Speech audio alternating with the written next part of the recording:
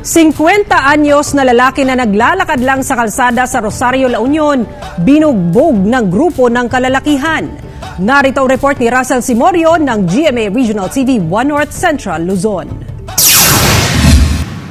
Matinding sugat sa katawan ng tinamo ng 50 anyos na biktima matapos sumanong bugbugin ng isang grupo ng kalalakihan sa Barangay Rabon, Rosario, La Union. Kinilala ang biktima na si Francisco Lacunsay, residente ng Barangay Damortis sa naturang bayan. Kwento ng biktima, naglalakad siya sa kalsada nang harangin siya ng mga suspect at bigla na lang binugbog. May sumusunod sa akin nung yun.